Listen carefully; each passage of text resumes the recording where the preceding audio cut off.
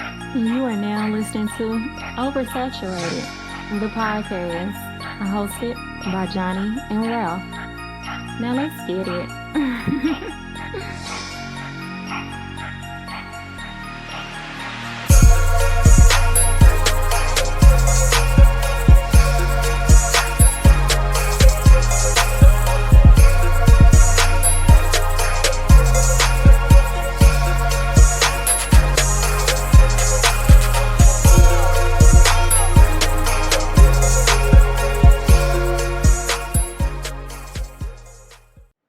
To another episode of Oversaturated the podcast, where we discuss music, movies, pop culture, and everything in between. I'm Johnnie. And I'm Ralph, aka Stem Duncan.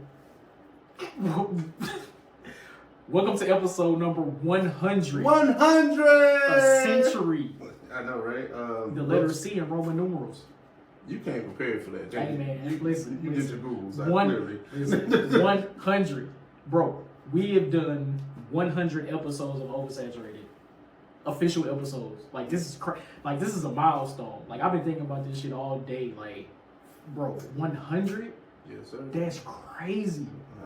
100. 100 of them things. Yeah, it took us a while to get here, but you know we're here. We here. That's all that matters. Because we sacrificed going weekly, you know, just for sanity purposes. But now we're doing weekly episodes. You know, we kind of celebrated our way to get into 100 episodes, but yeah, it's definitely a milestone. Definitely something that we can hang our hats on. Something we can be proud of. Word. Because a lot of people, regardless of how long their podcast, you know, runs, the tenure of it, people don't necessarily reach 100 episodes. So yeah, man, we here. We gonna get to all that, man. New listeners, please follow us on all social media. Facebook, just search Oversaturated the podcast. Twitter is Oversat Podcast. Instagram is Oversat the Podcast. And our email is oversatpodcast@gmail.com. And check out our website, oversatthepod.com. Anything you need to know about OS is located there.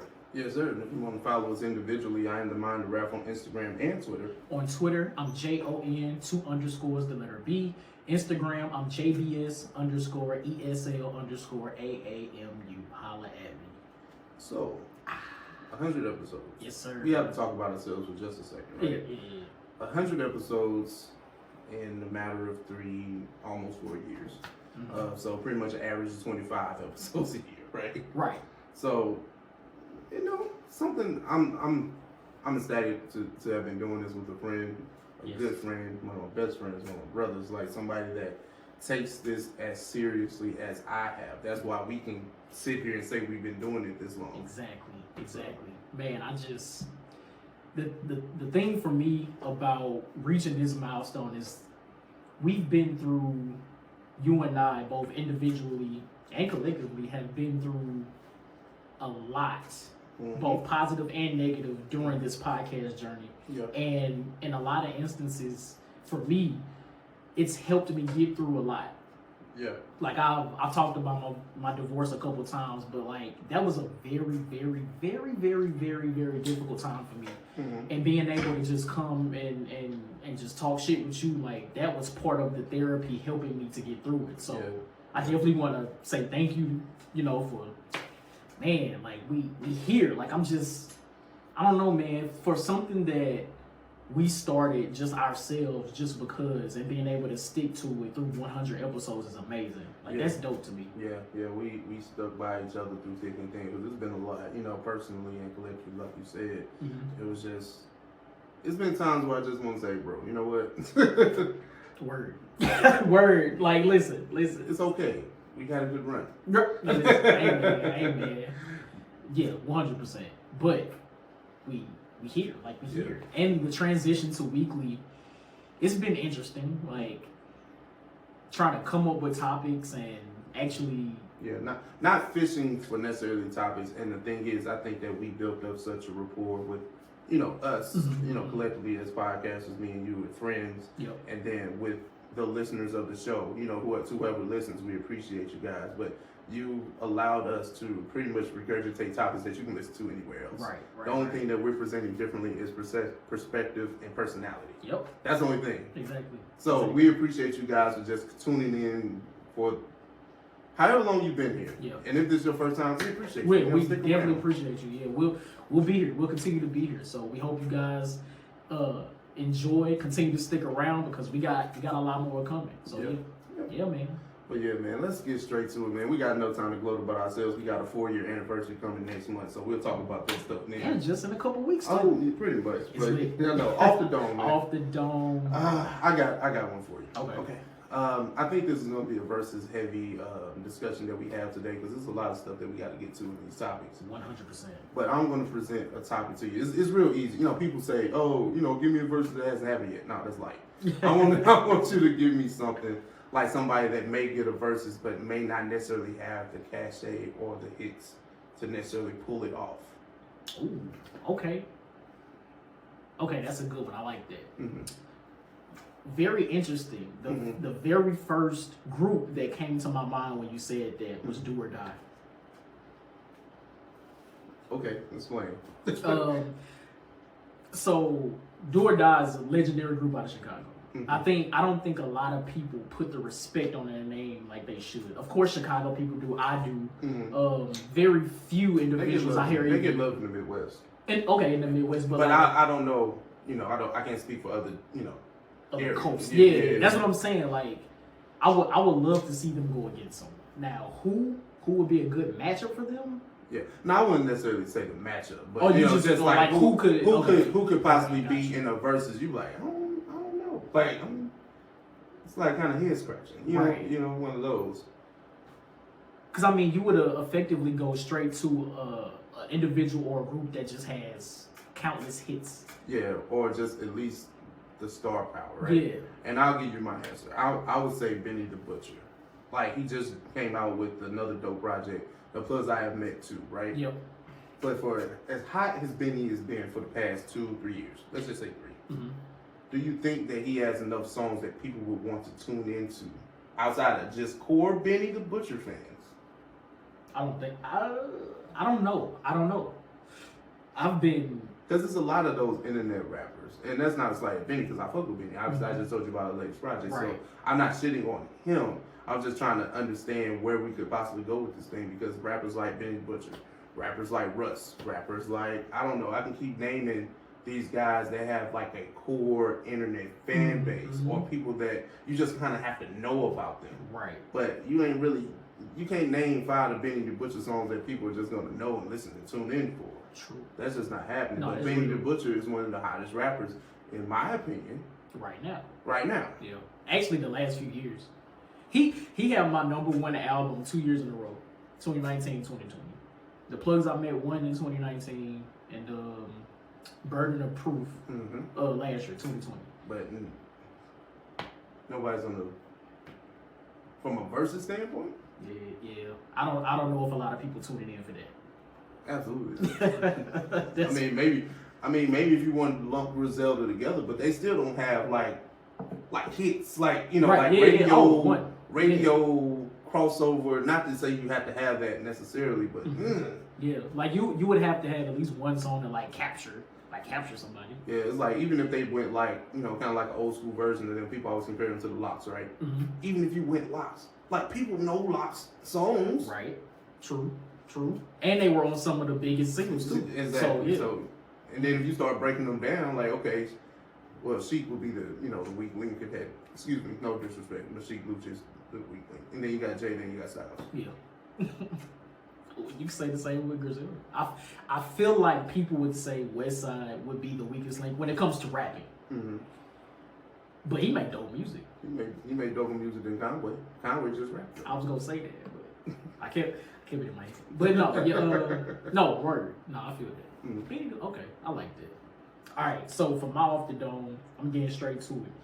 Give me your worst hip hop cross genre collaboration. Wale and Lady Gaga. I forget the name of the song. It's on the. It was his lead single off of Attention Deficit. It was just a terrible song, and that's why he got dropped from Interscope. Damn, I want to know. Why I can't think of it. Can you think of the name of the song? No. Okay. I just remember the melody in my head, but that was a horrible song. Like I get why a Wale would do a song with Lady Gaga in 2009. I get that. That don't mean it was good. Gotcha. Did you know that Jadakiss has a song with Paris Hilton? Oh my God. Exactly. Now, this was like early 2000s. I forget the name of the song and I forget how it goes. But I just know that shit was trash. I'm about to say, this is your off the dome. You're supposed to know the name of your song. Listen, I saw the question. There was like an article or some shit on Facebook, and that was like the question. And then of course a lot of people commented, and they brought up that song. I was like, oh shit, I do remember the song, but now thinking back on it, it's like I don't even remember like the name or how it goes or any of that shit. Yeah. Yeah, but just off the strength that it's Paris Hilton in the song, I wasn't supposed to even like that. But Lady Gaga has a track record of at least making good music. You know what I'm saying? Like Lady Gaga is a star, right? Yep. She got a song with Twista and Too Short. Interesting. Off her album, she has an album label called Art Pop, and on the song on that album is a song with Twista and Too Short. Yeah. I forget what it's called. But yeah, that song with Wale is terrible. I'm gonna go look that up because I don't remember. I think it's called Chillin'. I think it's what's called. Gotcha. But it wasn't a good song. Okay, cool. So yeah, let us know, man. What do you think is the worst hip hop cross genre collaboration? Yep. And also, what do you think? Who would possibly get a versus that probably doesn't necessarily have the hits or the cachet to necessarily pull it off? So we want to hear from you guys. You know. Definitely. But we got a few things on the docket. Let's start here. Let's start at the top because it's hot. It's hot off the press. Let's do it. The Verzuz. Yeah. Verzuz and Triller have announced a new slate of Verzuz coming out over the next few weeks, actually. Hey, man. Like, they coming with it. It's like damn near weekly, it looks like. Hey, they got a whole schedule. I love it. Want to get to the first one? Yeah. Oh, yeah. Off top, man. You know, man, we got a legendary soul battle, right? We have the Isley brothers versus Earth, Wind, and Fire. Drifting on a memory. Isley brothers versus Earth, Wind, and Fire. Oh my God! Like I was literally never expecting that to happen. Yeah, that was one of those matchups that people just put together on the timeline. Oh, the verses we really want to see. No, I mean, shout out to Verzuz and Triller for pulling that off, man. Because now, okay. How it sounds cute, but how is this going to really work out? How is this going to play out? Wait, what do you mean? Like, wait, what we doing? What? Okay, we have Ron Isley, who's extremely old, and then we have Verdine White, because Maurice White, maybe rest in peace, is no longer with us, who's the legendary lead singer of Earth, Wind, and Fire. So how does this play out in a versus scenario? I would imagine like all the others, like Verdine White doesn't sing. He's a bass player. Okay, yeah, that sounds good. I mean, he could get up and shuffle around. I don't know, man. I just want to hear the music. I just want to hear the music. All right. And you have to have a representative of each band, right? Right. No. Okay. Yeah, definitely. I'm just being practical. You are. Now my bubble is busted because I was excited. I was excited for this, just off the strength of the names. But off the strength of the names. But now White really is probably the person that would more than likely represent Earth, Wind, and Fire, understandably. So Maurice White he died a few years back. Ron Isley is still out here with us. You know what I'm saying? So I just want to know, how does this play out? Like, or obviously it'll probably be in person, same room type situation, but I just don't know. You mean just in terms of them performing the songs? That's what you mean. Okay. Yeah. Damn. Do you even have DJs? Because even Gladys Knight and Patti LaBelle, they sing. Yeah, they sing. They sing. So I'm just like, how does this play out? Now I'm a fan of both of the bands. Don't ever get it twisted. But we talking about verses, and I mean, I could see them maybe having a backup singer or two. Maybe. I just want to see how it plays out. Like, I mean, you're talking about two Verdine White in the 70s and Ron Isley older than that. Damn. I didn't even get a chance to really think deeper into it until now. Oh, but now it's like, I was like, who the hell's gonna represent Earth, Wind, and Fire? Because Maurice White is the voice. Damn. Well, no. See, now I'm curious. Now I'm super curious. I hope I'm not really that. I hope I'm not disappointed like I was with the D'Angelo. Like, I expected more people to come out with the versus friends type thing. So, but now. Thinking about this one, it's like, sheesh. It's just a practical question, man. It's good to, let's talk about these sports, these scorecards and all this great stuff, who's going to play with, blah, blah, blah, blah, blah. Yeah. I mean, honestly, for this particular versus, I'm not really looking at this like a battle. This is really like family reunion kickback type music. Like, I'm about 2-step in the living room. Like, that's what I'm looking forward to. I'm just looking forward to the music, honestly, for that one specifically. Does the Isley brothers play any of the R. Kelly stuff? I was going to ask you that. I doubt it. Well, I think you do. You don't care about nothing.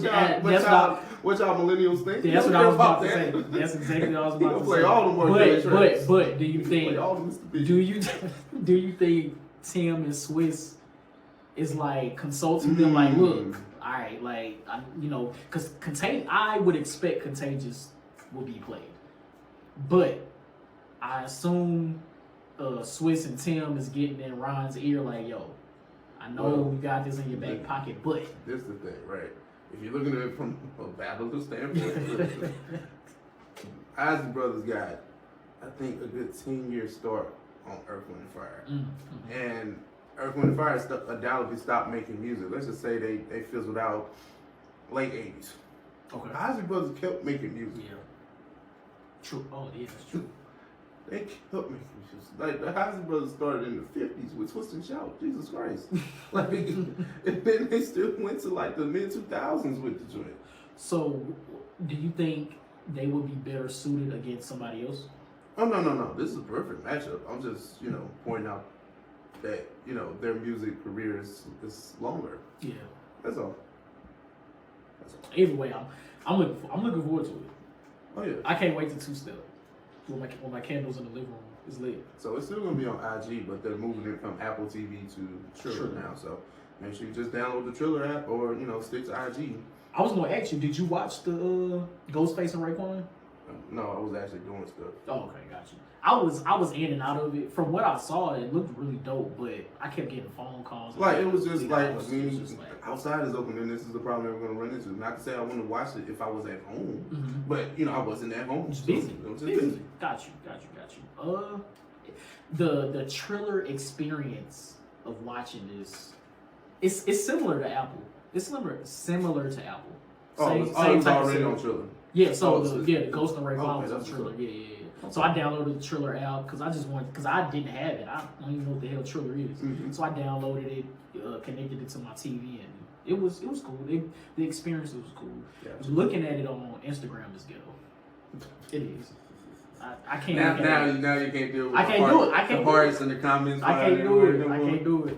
I'm bougie. This guy. I'm versus bougie. That's really funny. Well, speaking of versus, we got another one slated that's on the Triller docket, or Triller schedule, I would say.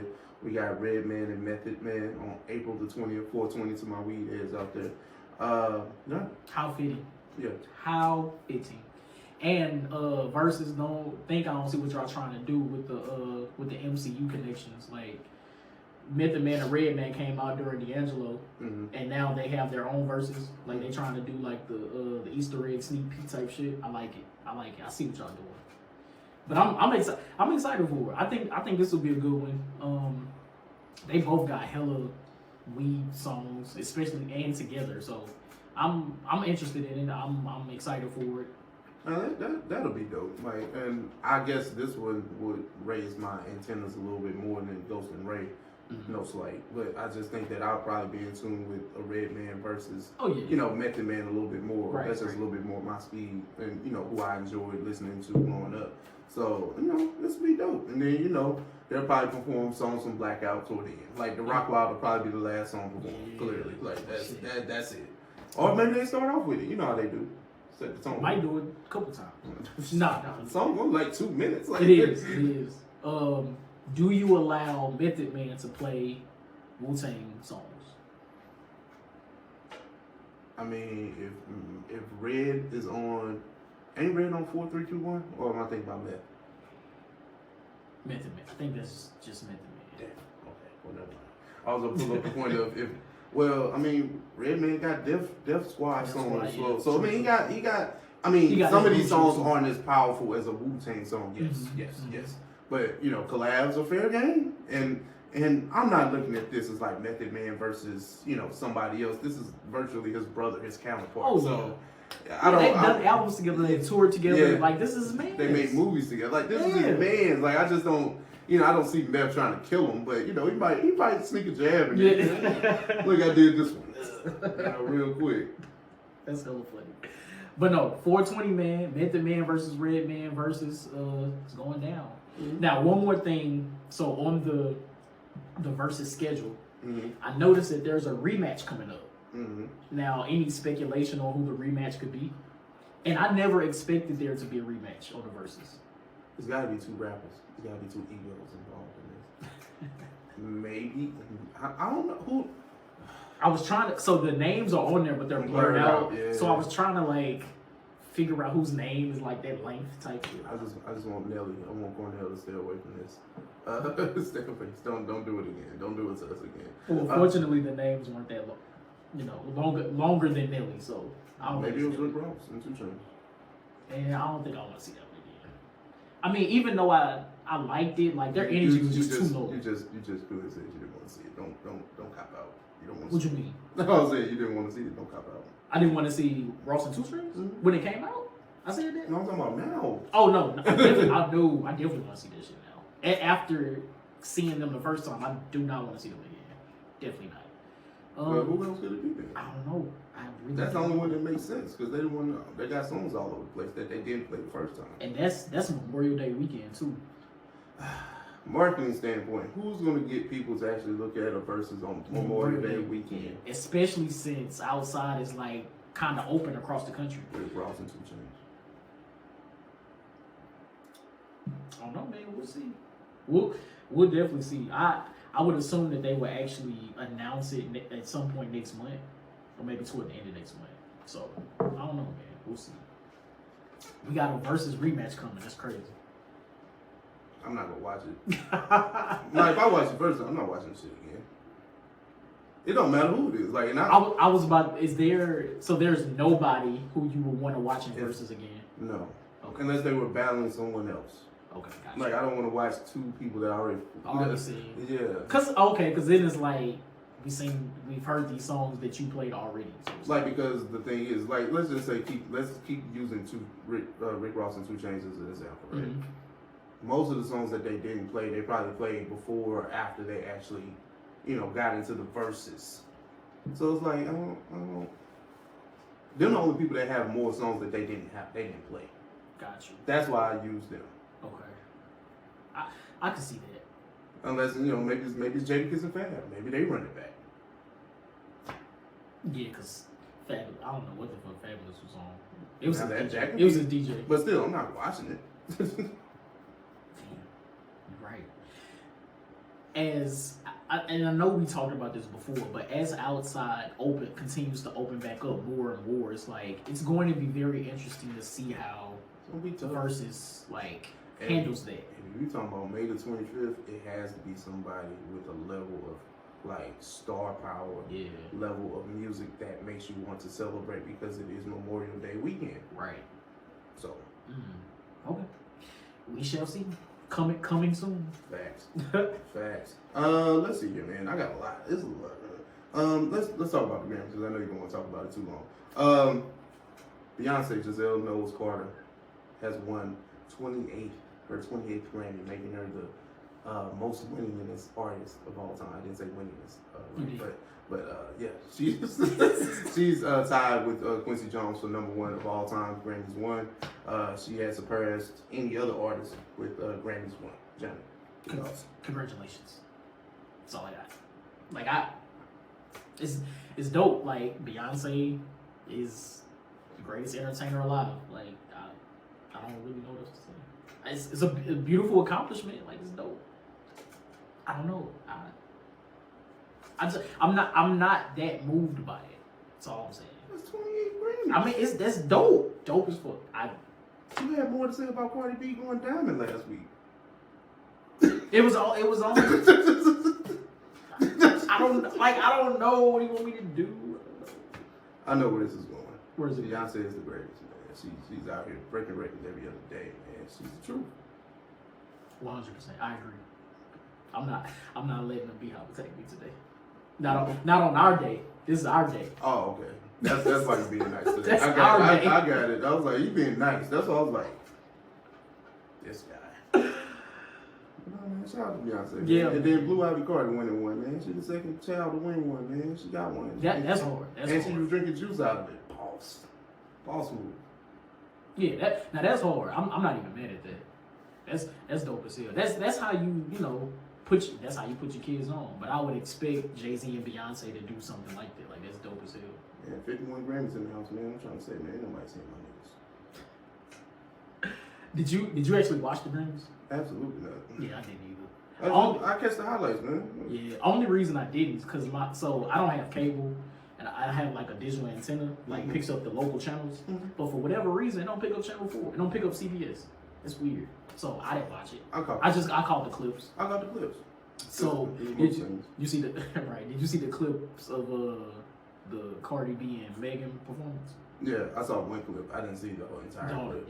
Yeah, people, showing, they pay homage to those black tap dancers. I think the 80 dancers, 80 tap dancers, something like that. Well, I was just like, oh, that's nice. But, it was one clip in particular. Yes, sir. Yeah, that's all I got, man. Y'all sing it, man. Y'all allowed this on TV. Listen, I wasn't mad at it, but white conservative. I'm saying, look, you knew what you was getting. Listen, WAP, y'all, the Grammy board or whoever picks the performers know what WAP is. They know the song WAP. They seen the WAP video. What did you expect? That's what you got. A lot of people did send complaints to the FCC about it. Not as many as the Janet Jackson scandal, but I just thought it was funny. Like, what are you upset at? Are you upset? A lot of people were saying that they were upset because their kids were watching the Grammys and all that type of stuff. But like, you control the TV in your household. Oh, people were upset. I don't know. I didn't know people watch the Grammys with their kids. Me either. But that's like some of the complaints I was seeing because I saw like an article about it saying how people were sending in complaints to the FCC, and that was like one of the main issues that a lot of people had. But it's like, you control the TV in your house, so just turn it off.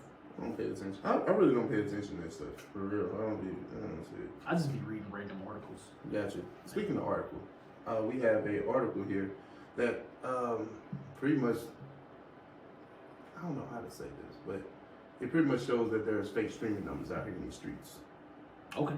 There are black market companies that, an artist representative, a label, or so on can go to, pay X amount of dollars, and they generate up to 200 million streams for, said artists. Now, we're living in a digital age where we're still trying to figure out streaming. We're still trying to figure this thing out. We don't necessarily know the ins and outs of it. We don't know how the artists are paid from it. We don't know if there's even regulation from the recording industry about these types of practices. So basically, did you get a chance to look at the article? It's on rollingstone.com. Yeah. I read through it. Honestly, I'm not surprised by this. So I'm for certain this is a real thing, and I'm not surprised by it because these streaming services pay the artists like half of a cent per stream, and especially like during the pandemic, like artists can't tour, which is where they make most of their money. I assume a lot of them are still like selling merch and stuff like that, but they are trying to find ways to, get their money because they can't do their normal touring and things like that. So I'm not surprised that these artists are paying to get fake streams because you get the number of streams you get a high number of streams, you get a higher payout. So I get it. Like I'm not mad at it, honestly. Mm-hmm. I don't know. It's an interesting thing when like you have artists that may not necessarily be like the best or the hottest or whatever. Mm-hmm. They're perceived to be hot because their company pays for them to get fake streams, which boosts them onto your playlist of new artists, or boost their album up into your algorithm depending on the songs that you may or may not like. So it's interesting because in this article they cited G-Eazy as one of the somebody that got I was like, damn, G-Eazy, damn. And I'll say this, like, G-Eazy's cool, but I wouldn't say like I'm a big fan. But it's some songs that I've listened to. I'm like, okay, I see what's going on here. Mm-hmm. But if he was out here breaking streaming records, I'm like, that's different. But the thing is, who am I to determine what's hot or not? Yeah, I like what I like, but I don't know what the streets are listening to. I'm not sure what everyone else enjoys. Mm-hmm. So when these songs pop up, I never questioned it. Mm-hmm. Now you have proof. Of somebody pretty much saying that this is an industry practice, and since it's not regulated, which it states in this article, it's pretty much, it's not like payola when you go to the DJ and say, hey, play my artist song. This is completely different. Gotcha. They pretty much pay a company that owns several million bots or something like that to have these songs on loop that gets them up into your playlist that you listen to on your favorite streaming site. Oh, okay. So I was thinking about it from a different perspective. So what you're saying is these artists are paying to get their streams up to be in a better position on playlists than the number one streamed record this day, that type of shit. Okay, that's trash. Yeah, because in this article it shows like in my company, this is a guy quoting this. In my company, you can pay me anywhere between like 30 and 50, like a couple. Let's just say you pay me $100,000, and that gets you.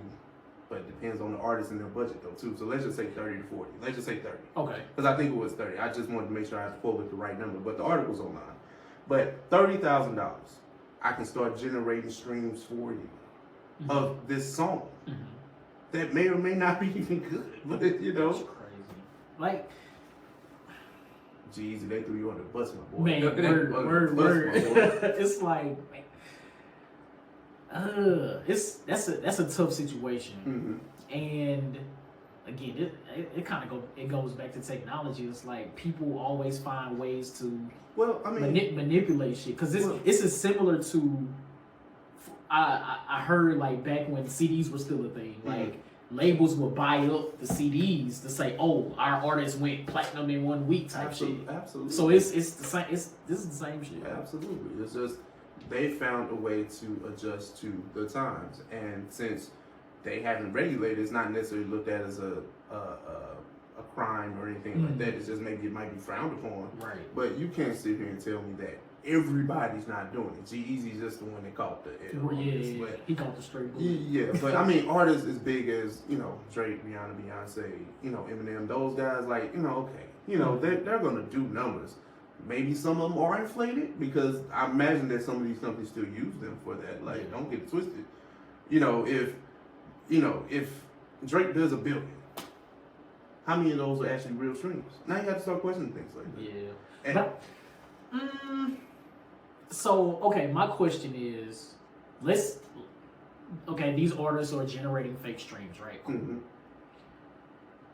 I mean, I think it's trash, but what's the issue with it? Like, what's wrong with it? Well, it's a problem for the smaller artists that don't have the budget to do that. Okay. So if I'm indie and I make fire music, I'm not even talking about the genre, just fire music in my field. I don't have the budget to compete with that. Gotcha. So sometimes your music just gotta be it. So it's taking away potential listeners and things like that from the indie because artists. Nobody's gonna go search for new music. Sometimes they really rely on said playlists. Right. If my streaming app tells me that this is hot, I'm probably gonna rock with it. Just how people think the radio is in the end all be all too. Yeah. If the song is on the radio, that is a fire song, right? Right. Well, to them, to somebody that has that train of thought, in my opinion. So I'm not. I mean, it's not bad, but it does. Somebody's gonna always get the short end of the stick and stuff like this. And clearly, that's it. Because you gotta think about it like this: people that pay for followers, pay for streams, pay for views, pay for the like. It's gonna start to separate real quick. Man, okay, that makes sense. That makes a lot of sense. Damn, because think about it like this. Now, how many times have you heard of a new rapper, right? And he got like 1 million followers on Instagram. And you're like, wait, he's new. Right, where did he come from? Where do all these people know about him and not? And this is I'm talking about me. Like I might be into like I might get in tune with like a new rapper or something like that. Mm-hmm. And I'm like, damn, how Pooh Shiesty got 1 million people on Instagram that know him, and I barely heard a song. Nobody's that interesting. True. But and then there are companies that do that for Instagram. Like buy followers and all that, or add followers and shit. If I'm investing in you as a label, I'm gonna get you. I'm gonna start you off of 500K. Then you just keep building on that. That's funny. But I think like with that type of thing, with like buying the followers and shit on social media, I think it's easy to spot those fake. It's easy to spot that that's fake because if you have 1 million followers and you post a picture and you only get 100 likes, that shit don't correlate. So like I do this thing, right, because I just like to play with numbers and shit, right? So I look at people who have, let's just say 200,000 or more followers, right? And then whenever they post a picture, I like to see how many people like it. So I'll wait like a day or so, see how many people actually like that photo, and then do a percentage of the likes to the follower count. And I see that typically it's between maybe 2 and 5% of the people that actually like the picture, because I follow hella people and I just be scrolling. I don't really like people shit like that just because I don't. But if you have 200,000 or more followers and you don't get the 2 to 5% likes on a picture you post, I'm like, oh no, this is fake. Like there's no way you have 200,000 real people following you. But that works for that only really works for that theory only really works for like everyday people that don't necessarily have a talent. But if you're talking about like a rapper or something like that, like somebody that's actually signed or something like that, they'll make it work. They'll make it balance out. Think so? Absolutely. Like, have you ever looked at like somebody that's verified blue check, really famous? Have their numbers really been off like that? I don't think so. I don't think so. Yeah, like that doesn't work for celebrities. But you can use that as you can use celebrities to verify check people as the gauge. It's but if anybody just got like 200,000 followers and they're just everyday living, okay, now we have to start kind of looking at this. But I think in celebrity cases, like I know that they, hey man, you can't sit here and tell me that 1 million people knew who Shiesty was, right? Or is right now. I just heard that name maybe 2 months ago, and he only got like 1 project or 2 on Apple Music, so he's been that hot. You tell like somebody correct me. Shit, I would like to know too, cause I. But no, I'm just saying. But that further lets me believe. I'm like, nah, you weren't doing that big. Yeah, that's interesting. That's hella. Or I could be completely off on the Pooh Shiesty thing, but I know that there are other people in that type of realm that's just like you got 1 million followers. How? Like how? When did it happen? Like all that. Nobody's that interested on Instagram. Nobody. Do you know if like do you follow him? Have you seen his page or anything? Because I know he got 1 million followers. Does he? Nah, they ain't do all that number stuff, so don't ask. Oh no! I ain't do that, so don't wish. No, I was gonna ask you what type of content does he post? Like, does he do like skits and all that type of shit, or it's just pictures of pictures? I'm in the studio with my ice and I'm rapping. Like, listen, typical rapper stuff. Shit. Okay. Typical Generation Z rapper stuff. Okay. So it's nothing. It's like you ain't doing that crazy. Okay. Cause the people who do like a lot of reels and skits and all that type of stuff. That I can kind of see, but I'm just talking about like a level of somebody that's just, I just got signed, I make good music, I got 1 million followers. I don't really know about that. But that means you gotta be popping out there.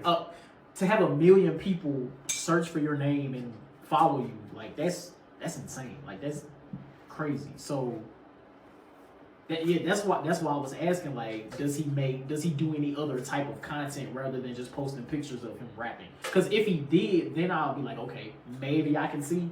But since he doesn't, it's like, yeah, maybe not. Yeah, these streaming numbers fake out here in the streets. It's like, it depends on what you want to like pick and choose. Like, do you believe it or do you not? And this actually ties into the next topic. Drake actually has the number 1, the number 2, and the number 3 song on the Billboard Hot 100 for the past week with the release of Scary Hours 2. Yes, sir. So, with that being said, I'm starting to think them shit's fake. This is the first time in history that this has ever happened. Yeah. So, with streaming always evolving, you're always going to get people breaking these types of records. And we've always heard Drake break numerous streaming records, like numerous. Mm-hmm. So it's like you want to believe it because the track record has been there before. You know, this isn't the first time we've heard Drake, break some type of streaming record. So this isn't anything new. But to get the number 1, the number 2, and the number 3 song off of a project in the Billboard 100 off of streaming is nuts. But you know what though? Even, okay, if it turned out that this is actually accurate, or if we were to find out that he actually had fake streams, like I would believe either or. Like I wouldn't even be surprised if one or the other happened. It's just like, this is something that's never happened before, so damn. It'd be damn you do, damn you don't. Because we know Drake is the biggest artist in the world, point blank period. Mm-hmm. And people are clamoring. The majority have been clamoring for a new project from him. So he dropped a new project that's only 3 songs. And that was going to be my next question. Do you think these 3 songs being at the top 3 spots on Billboard is an after effect of him not putting out music for so long? I don't know. I mean, it's kind of like it is what it is with that. It's just, I'm under the belief that, maybe people just want to hear Drake music. And that's what I was thinking. It's like, Drake hasn't put out an album since 2018. So it's like, people really, and again, like you just said, Drake is the biggest artist in the world. So people are looking for Drake music. And he put out the 3-pack, and now it's 1, 2, and 3. And to have, like, how long did Silk's, I don't know if Silk Sonic made the number 1 They made like top 5. Top 5, okay. Because what I'm wondering is who to have 3 songs knock out whoever was number 1. To have all 3 of those songs knock out number 1 is crazy. So this is the actual list right here. You have What's Next at 1, Wants and Needs 2. It's pretty much the order of the 3. Yep. Ooh, that might mean it's fake for real. Because that Wants and Needs is definitely the best song on there. Hey man, people just probably want to hear Drake by himself. And then you have Silk Sonic at 4. Man, that's crazy. Yeah, man. I mean, shout out to Drake. Yeah, Drizzy Drake, man. OVO, man.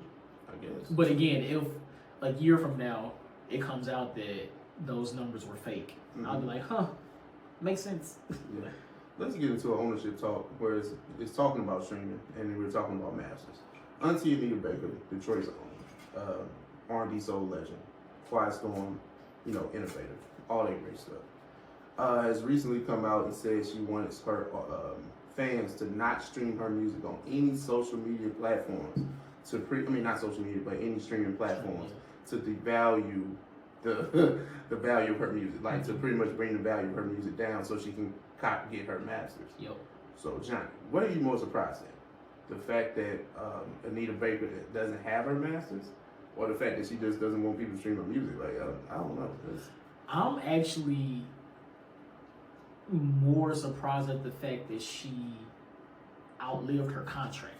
So, back when she was a young hot artist putting out all this amazing music, these contracts were signed, and back then the contracts was super insane. So for 30 years, the label owned all of her music, so she's aged out of that, which is why we're in this predicament we're in now. Like, she aged out, automatically she's supposed to get her masters back, but because of some loophole in the contract or something like that, I was reading through the article, they're making her fight to actually get the masters back, which is why she wants people to stop streaming. I don't know. We have these masters discussions quite often, and especially in the OS space. I'm interested because, like, I would think that does she want control of her masters, and then she can have the creative control and all that great stuff, or because I thought the thing was for you to build up the equity in the masters to actually sell it back for a lump sum. Oh, is that what it's for? Some people do that. Some people don't want their masters. I mean, it's like a built-up investment. Like, I know it's hot right now. Let me go on, y'all can have it. Right. But then again, an artist as big as Anita Baker is, and I think she's just incredibly huge. It's just, I was surprised that she didn't have it. Yeah, I guess it's one of those things where she just didn't want to, like, have to buy it back because she knew she would outlive the contract. So it's like, do whatever you want to do with the masters until it's time for me to get them back, because I'll get them back eventually. So now that it's time for her to get them back, they don't want to give them to her willingly, even though the contract says after 30 years you should get them back. Yeah, and then after she had pretty much her farewell concert, I think it was last year or the year before. Year before. Yeah. Yeah, she probably want that. She probably want her creative control, because just that money, is not necessarily coming in anymore. From a touring standpoint, you know what I'm saying? I can imagine just the royalties off of that. Owning the masters and then just getting the royalties off the masters. But if you own it outright, that's a little bit more creative control, more money, obviously.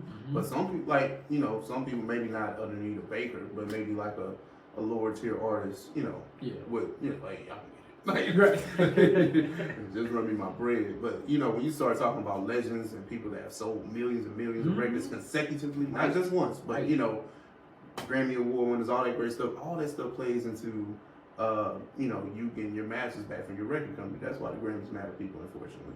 Yeah, and I mean stuff like that. And even at this point, I don't know if she has any children or not, but like, this is generational wealth. Like, Anita Baker's masters will generate money for generations. So it's like, let me get that back so I can will it to, my family. Like, my family is going to eat off this for a long time.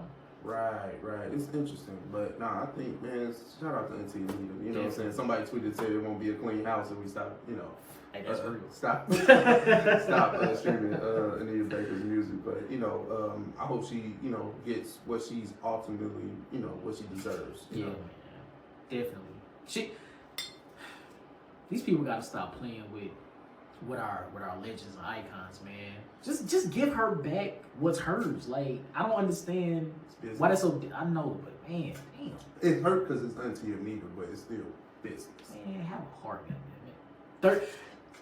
Okay, you're right. It is business, right? Unfortunately. But the contract is over, though. So be on your business shit and just say, all right, cool. Here you go, Auntie Anita. Enjoy life. Yeah. It can all be so simple, right? All artists deserve the masters and creative control to anything that they create art-wise, and but some people that's just unfortunately tears above another. and Anita Baker should definitely have hers. Definitely. Hey man, let's get into some more ownership talk. We have LeBron James, all-star NBA player, who's actually part of a leadership group, investment group, who actually purchased the Boston Red Sox, making him a part owner. Johnnie, what do you think? Air horns. LeBron James is slowly but surely becoming like the Thanos of owning businesses. Like, this man is he's really spreading his wealth around. Like, he's diversifying his portfolio, if you will. I think this is a great move. A lot. I was reading through that article too, and a lot of New York Yankees fans were mad because he showed up to like a Yankee game or something one time with a Yankees hat, but now he's a Yankees fan, but it's just like, man, that's the ultimate show. Like, I'm a Yankees fan and I own part of the Red Sox. Man, what? That's nuts. No, that's dope. Man, shout out to LeBron, man. This is great. Like whenever LeBron James decides to retire from basketball, like he's set. Like I hope actually all athletes across all sports, black athletes, are paying attention to what LeBron James is doing. It's like he's taking his earnings from playing basketball, from his endorsements, and he's building an empire of businesses. Like he owns Blaze Pizzas or something like a franchise, something like that. And he's, in movies now, he's just doing a lot of business on the side outside of basketball, which I think is beautiful. So I really hope that black athletes across all sports are paying attention to what LeBron is doing and somehow formulating a way to do something similar for themselves and their families. Yeah. No, LeBron is definitely diversified. His portfolio is stupid. Like, just the things that he's involved in. Just, clutch sports. Him, he has teammates that he technically represents. Like, he's not, I don't know how much of clutch sports he owns. He may not be the majority outright owner, but that's his shit, though. You know what I'm saying? And then he got teammates, he got other players in the league that are signed to clutch sports. That's his best friend, Rich Paul, that does all the agent stuff, and they hate him for that. Spring Hill production company that did the Survivor's Remorse on Stars. Yeah. I think they had something to do with Space Jam too. Okay. So LeBron, it's like LeBron, like Blaze Pizza. Now the move with the Red Sox, he owns a part of a soccer team too. They're actually is it Manchester United? I think. No, he don't own Manchester. It's the other one. Whatever the other one is. It's like I'm scroll. Hold on. No, it ain't Man U. Is it? I thought it was. It's Liverpool. Okay. No, it ain't that's the next big. That's the next big. Trust me. It's like I know he ain't got Man U. That's different. that's locked up, baby. But no, Liverpool still. No, that's like the second biggest, I think. Yeah, they got and they won a few championships and stuff like that. So just the talk of like everything that he kind of touches increases in value.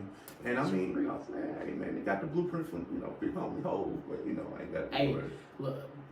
Again, I don't know when LeBron James is going to decide to retire from basketball, but whenever he does, I think he's going to be a billionaire. If he's not there already, he got to be there now. Like it's just because the thing is, whenever his business things come out, it's always for an undisclosed amount. Right. It's always an undisclosed amount.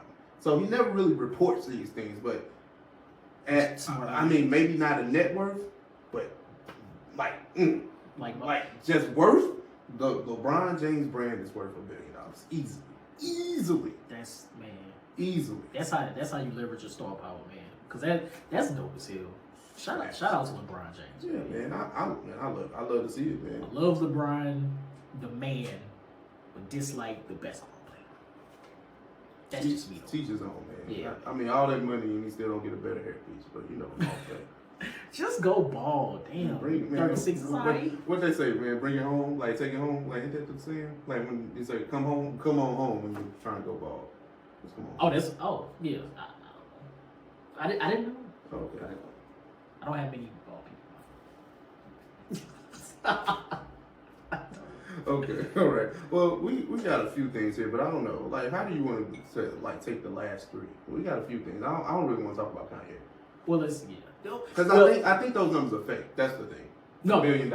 I think that. So, I heard something the other day that 6.6 million valuation on Kanye's net worth is just a valuation. Like he just signed a deal with Gap or something, but they're projecting that to be worth $1 billion or something like that. So I don't think Kanye is worth 6.6 billion. But didn't we have this conversation like a year or two ago where he was saying he was a billionaire or something? He's a billionaire, but it's like barely. And it's not like, listen. Oh, right. Listen, it's still a billion. It's still a billion. Like, fam, but I think right now he's worth 1.3. Not, and they say these things to get more after divorce, which is nuts. Like, Get your money, King. Like he's supposed to get. I think he's supposed to get part of like whatever Kim got going. That's crazy. Because of him. They have their own business. Oh yeah, Kim working. Oh come on, man. Yeah, that whole family. Like they talked about. I mean, I think just in the breakdown, like only off of music, he's worth $90 million. Mm-hmm. His music is worth $90 million though. That's still insane. That's still insane. Like, listen, get your Kanye, get your money, King. Yeah, that's all I got. Right.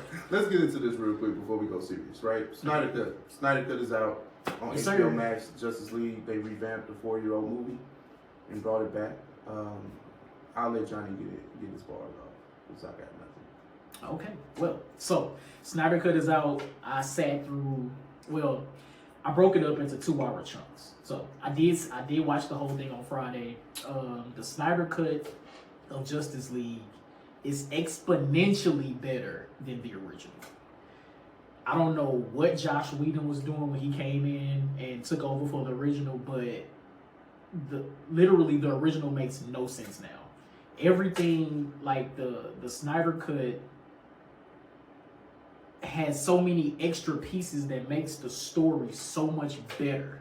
Now, granted, I'm not saying the SnyderCut is just this fantastic, amazing MCU level movie, but it is still light years better than the original. It does have its flaws, but this is definitely something I would watch again.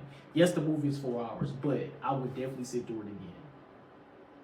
I don't know how deep. I don't know how deep you want me to get into it. Man, look, 4 hours is nuts. Like, 4 hours is crazy, and the fact that Zack Snyder actually paid to do to actually put out the SnyderCut himself. Like, he didn't get no money from Warner Bros. He did all of this himself because he had most of the footage already. They did a few reshoots and he did everything out of pocket. Shout out to DC, man. Like, man, salute. I ain't got nothing. 4-hour movie, man. It's just unfortunate. Twice. It's just unfortunate that this movie won't be canon to the DC universe, because this was so much better. So much better. So many plot holes that were filled. Actually, a friend of mine brought up to me that there was no misogyny toward Wonder Woman in this movie, which I didn't even peep, but it's true. Like, it was quite a bit of that in the original, but there was none of that in the SnyderCut, which was cool. Well, you know what? I guess in 4 hours you can draw out the misogyny, because in 2 hours I guess you gonna catch all that, man. Look, 4 hours. Oh, man. But it is, so the movie's broken up into parts, so you don't have to sit through the whole thing. And on HBO Max, like, they have markers for the different parts, so just watch a part at a time or something. It's still trash. Because it's 4 hours, or the movie itself? 4 hours. Would you rather have them have done like a miniseries or something? Miniseries, 2-part movie? Those are things. 2-part movie would have been hard. It would have. I ain't gonna lie. It would have been hard. But better suited as a 2-part movie. Just man. make it a 2-part movie then. Just watch the first half, then watch the other half. You could make it a 2-part movie yourself. I'm just upset that this is the last Zack Snyder DC film we're ever gonna get. I'm sad about that, but you know, it's whatever. Yeah, he has a way of shooting his movies, which are actually pretty dope. Yeah. But hey, man, DC phone with a bag. Yeah. 100%. Well, I mean, you can't control life situations that went on with Zack Snyder at the time. Like, lost his kid, right? Yeah. It's like his son died or something like that. Committed suicide or something like that. So I'm in no way I can do this. And I just hate to be Josh Whedon right now. I hate to be him. Word. Because everybody shooting on you, my guy. Like, it's like they like you ain't did good stuff before, bro. Like you ain't did nothing before. But the fact that you messed up this one movie, that was probably gonna be alright anyway. Yeah.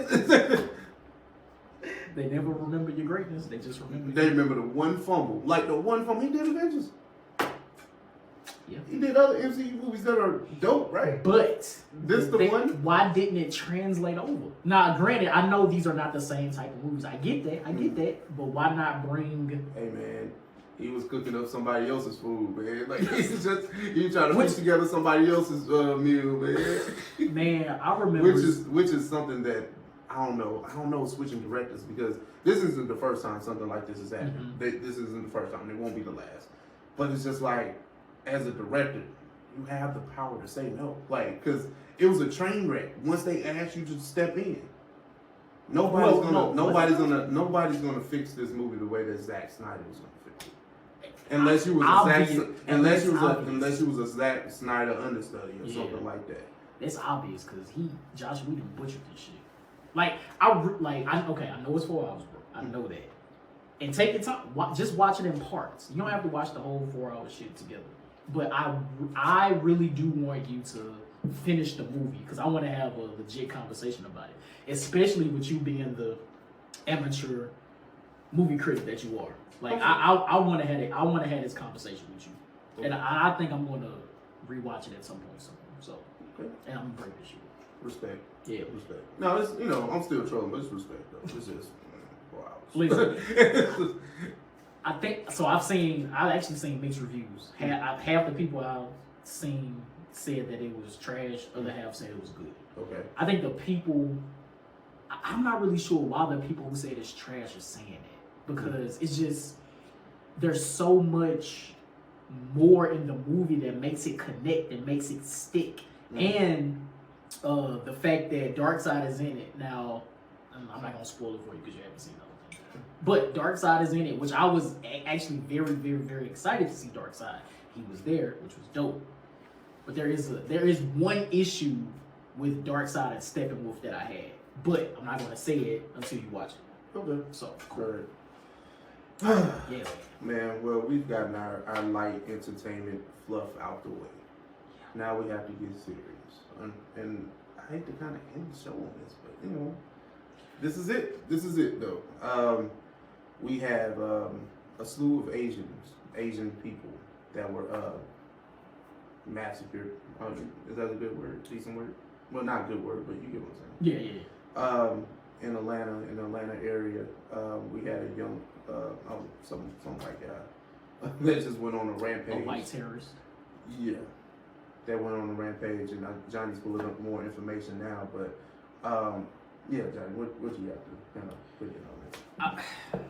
So I first want to say rest in peace to everyone who lost their life. Condolences to the families, and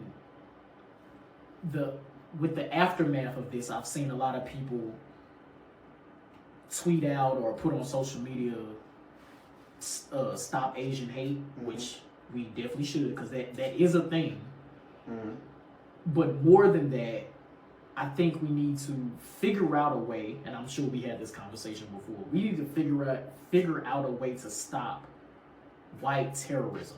Like, every time an individual does a mass shooting in America, he's white, and as soon as he's getting taken into custody, they figure out a way to say he was mentally ill or something like that, which is exactly what's happening now. I don't even know his name. I don't want to know his name. I don't know how. I don't know what we need to do, but we really need to figure out a way to stop this white terrorism, man, because it's depressing, it's sad. 8 people lost their lives literally for no reason. Literally for no reason. They were at work at massage parlors doing their job, and this terrorist comes in and just kills them. For what? For what? I do not understand it. I don't understand it. It's disheartening. I just don't get it. I don't get it. Yeah, there's real genuine layers to this conversation. It depends on where you want to attack it from, right? When situations happen in the black community, we kind of have a delegation. Maybe not people that we always believe in, but it's always a delegation of people that kind of sit down, have town hall meetings and shit. They sit down and talk. And I imagine that other subgroups of Americans do the same. I imagine that happens in Asian cultures a lot, Jewish communities, the Spanish communities, so on and so forth, right? Yep. I imagine that it happens a lot. You know where it doesn't happen, or at least I have never seen it? White people. Because they the ones committing the crimes against everybody. But they don't ever try to fix shit in-house. But the thing is, you start talking about privilege and those things that do ultimately exist, and this is definitely a benefactor of that. Like, the thought that you can have a gun and just go murder, 8 minorities, whatever they look like, as long as they're different from you, they're gonna die. Yep. It's so disheartening. It's so disheartening that, this guy thinks that he can do such things. And, of course he's going to go to jail and all that stuff, blah, blah, blah. But what's going to stop the next one from doing it? And the next one from doing it. So that's what I'm getting to. It's like, this is a never-ending thing. Like, my heart goes out to the people that were affected by this, the families, yes. But are you going to see me stop tweeting, stop Asian hate? Probably not. But I appreciate everybody that, did Black Lives Matter when it was convenient. Mm-hmm. But this is the thing. Another focal point of this conversation. Black people, we run to everybody's defense when we shouldn't. And we're so caring, we're so considerate of everybody's else. Like when it's a marginalized group of people, we're there, we're on the front lines with them, whether it be, because of sexuality, religion, race, or creed. We are there with them because more than likely we're in the same pot with them. Yeah. But America's never been kind to us. Yeah, they done fucked up some other people too, don't get me wrong. Right. But we catch it the most. Yeah. So, I don't really understand. Like, yeah, we should, and I don't even know if we have Asian listeners, so I don't want to be, come across as like racist or anything, like I don't care about your plight or anything like that, but traditionally, you have never cared about mine. Okay. Like, from a holistic standpoint, you have never cared about mine.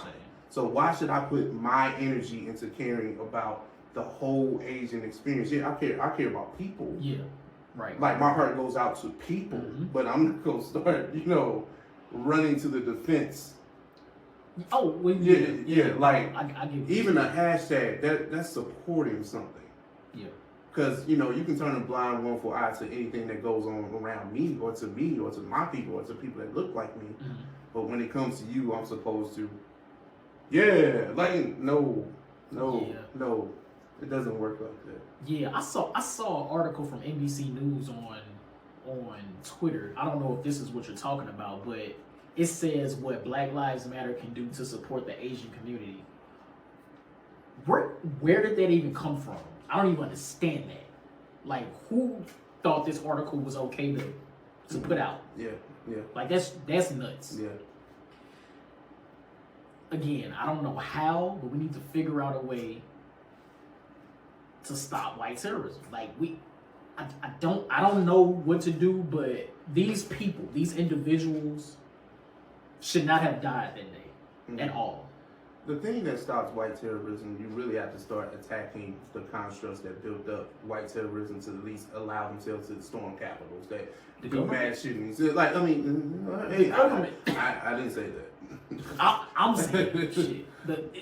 Cause that's what it is. That's literally what it is. Like we're gonna get into a whole other conversation. But the moment you start tearing down systems that protect their innocence and their willful ignorance and things that prop them up and allow them to have those freedoms, right? Yeah. We're attacking them. No, we just want equal playing. That's all. That's it. I don't want what you have. I want what I got, and for you to leave me alone. No. What did Martin Luther King say? Like, you ever seen this quote? Like, he was talking about money, and he was talking about reparations and things like that. He was like, there's going to be a day where they're going to be fearful of us because we're not coming for a revolution, we're coming for our check. he said, but I was like, this is the Martin Luther King quote y'all been hiding from us all these years? Like, it was a video in color. Because they know if we hear that, we ain't. Yeah. I mean, we coming for it now without knowing the quote. But had we heard the quote before, oh, this shit would have been happening. That's a bar. That's a bar. We are coming. That's a bar. Shit. That's a bar. So that's all we want. We want what's coming to us. We don't want anything of what you have. That's different. You know what I'm saying? Is that the title of the episode? It's coming for our check. Hey man. Oh, that's hard. No, but again, rest in peace to the 8 individuals that lost their lives. Their condolences to their family. Yeah, man. It's unfortunate that we still have to deal with this type of stuff, man. This shit is crazy. So yeah, it's definitely unfortunate, man. It's just I don't know. It's like the you know, we really have a humane side. We just care about people. Yeah. And we always care about people, but when do people care about us? And I think that's where I was going with my little rant. Yeah. So cool, man. Yeah, man. So we're gonna get to the OS song of the week. Yep. YouTube, we appreciate y'all. Catch it, like, share, subscribe, Yep. share with your people, Yep. Comment, let us know, Thumbs up. Hit the notification. Is that the same thing? Yeah. No, you got it. Yeah. Yeah. So we appreciate y'all. So yeah, we're gonna get into the song of the week.